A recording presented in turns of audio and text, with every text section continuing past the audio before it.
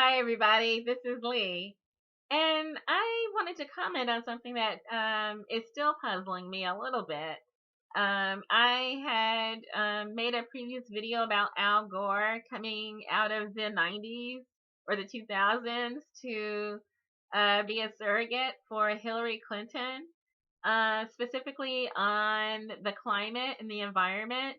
Also, in an effort to recruit millennials to Hillary Clinton's campaign and vote for her, convince them to vote for her. And the thing is, Al Gore has his work really cut out for him. Both he and Hillary Clinton were and are extremely flawed political candidates who could not hold and build a coalition, an effective coalition, to actually ascend to the power of the presidency. Al Gore was denied the presidency by the Supreme Court of our nation, who fell on the side of George Bush in deciding the outcome of Florida. But again, some things decided themselves far, far into the future before Florida even had a chance to cast their vote. Bill and Hillary Clinton's crime bill disenfranchised a large number of Latino and African American voters in Florida just in time for the 2000 election. It had been enacted for about 5 years, and during those 5 years, many African American men and women and Latino men and women were put into the prison system, and they were disenfranchised for life in Florida. They cannot cast a vote. They cannot get their voting rights back in the state of Florida, Iowa, or Kentucky. Bill and Hillary Clinton did that, and they damaged Gore's chances of winning Florida.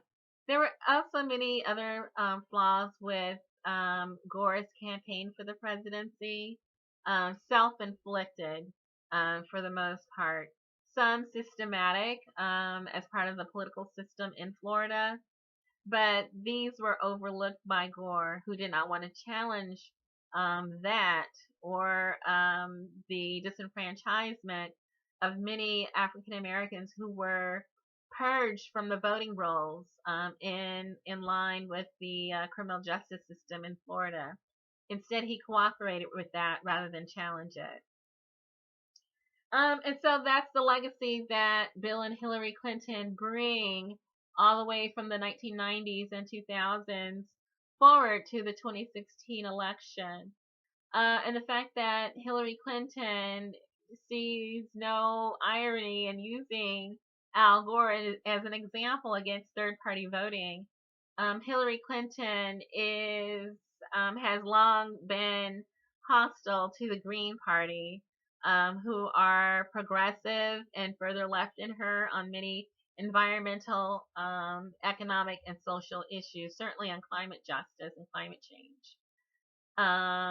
So Hillary Clinton's got Al Gore going around trying to lecture people against voting for third parties, either Gary Johnson or Jill Stein, because Hillary Clinton knows for a fact that she cannot convince people to sway their opinion, certainly not millennials.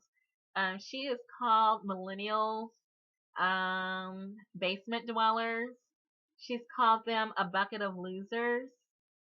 She's accused millennials of not doing their research, and she told them that she felt sorry for them. She's also yelled in the faces, pointed her finger like that in the face of millennials, and got an ugly expression all over her own face, screamed in the face of a millennial who was asking her about her campaign donations from the fossil fuel industry.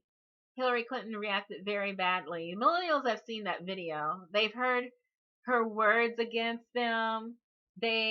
Her public positions, and as well as her private positions that have been revealed by WikiLeaks. So millennials actually do their research, and that's the problem. Hillary Clinton was counting on the fact that she could outrun her history, outrun her record, outrun her long resume, and divert people from her so-called experience and her so-called judgment. But millennials know. They've been educated via social media that never forgets. And so the many times that Hillary Clinton has tried to deny the things that she has said and deny the things that she has done, she's been caught so many times. And WikiLeaks has been instrumental in doing that, providing information, tape recordings, documents, emails, things that Hillary Clinton cannot deny, things that she's said, things that she's done, things that she's told other people to do. It's been revealed, and more is coming out. I think she's trying to divert the conversation to Russia, but what she cannot do is deny that the facts are true and are substantiated. She has not been able to deny that. And millennials are seeing that. She cannot deny that she called them losers. She cannot deny that she called them basement dwellers. She cannot deny that she talked about them like naive children who didn't do their research and don't know and are silly to believe that they could ever have access to health care as a right, to education as a right, things like this. So that dark energy that surrounds Hillary Clinton, it's it's always been there. It's nothing new. Russia didn't put that on her. Bernie Sanders didn't put that on her. Jill Stein didn't put that on her. It's just around her. That's her. And so now she's got Al Gore to try to convince. Well, tell those basement dwellers that I'm really a good person. Tell them they better vote for me or else. And that's her campaign strategy. So she's on the campaign trail with Al Gore. And the question I am curious about is, why is Al Gore with her in an effort to convince millennials to do anything at all, and not Karenna Gore, Al Gore's daughter, who has built up a pretty good resume herself on the issue of climate change, fossil fuel dependence, and the environment. Corinna Gore is Generation Y, I believe, just slightly older than Chelsea Clinton. And so you would think that Hillary Clinton would enlist Corinna Gore to be her surrogate, to talk to the youth of our nation, the young adults, the millennials, about the need to uh, support Hillary Clinton. And so I said, why is that? You would think that, but it's not happening that way. And so I said, well, let me look a little bit closer. And it turns out Corinna Gore is a very busy person. She does a lot of advocacy work in terms of environment and environmental change or climate change, fossil fuel dependence. She's been arrested for doing civil disobedience activities against pipeline building. And I said, okay, I think I'm beginning to see something here, because when I look at Corinna Gore's activities, she's out there doing, not just saying. She's on the front lines, in the streets, confronting uh, pipeline builders, construction companies, getting arrested. And I said, who does that sound like? Does that sound like Al Gore? Does that sound like Hillary Clinton? Or does that sound like Jill Stein? And maybe it sounds like what Bernie Sanders used to sound like in the good old days. And so I said, I think I understand. Al Gore is more of the old school neoliberal environmentalist, in the vein of Hillary Clinton, Bill Clinton, and Al Gore. And then his daughter, Corinna Gore, is more in the vein of Jill Stein and Bernie Sanders.